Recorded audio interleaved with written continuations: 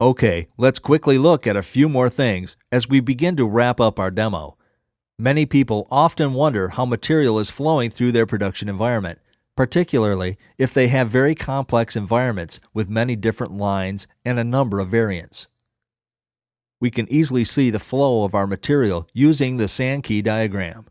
To do this, I'll grab the Sankey diagram object from our Tool tab in the toolbox and place it in our worksheet. Next, I drag and drop one of our material units into the Sankey diagram, establishing it as the object I would like to track as it flows across our experimental lines. Now we'll open up our Sankey object and change the maximum width of our flow line to 25 so that things are a little bit easier to see. I'll go ahead and reset our simulation and do a fresh run, especially since it doesn't take much time. Finally, we can right-click our Sankey diagram object and select Display Sankey. The heavier the line, the more material flows across those machines. So in each case, we can see that before our material splits across our two parallel lines, we have a much heavier line telling us that this is where most of our material resides. Then as the lines split, we can see how much material is traveling over each line by looking at the proportions of the flow lines. In our first experiment, we can see that things are relatively equal, slightly favoring the three stations in series. Our second experiment is quite different due to the additional single proc stations that we have added. Most of the material is coming off the new single proc here, while our original single proc is feeding most of its material down to our parallel line. Finally, our third experiment is similar to our original, but notice that because of the buffers we added, we are seeing more material traveling over our stations in series. This information can be very useful as we design our production environment and determine the machine placement with the best overall flow. Finally, we will wrap things up with a quick look at the 3D visualization capabilities. This can be a very powerful tool when you need to make presentations on plant operations, sell a particular line configuration to management, or even help workers understand how a proposed new production environment is going to operate. All we do is select 3D from our main toolbar. Since we are starting from scratch, we are going to work from a default environment.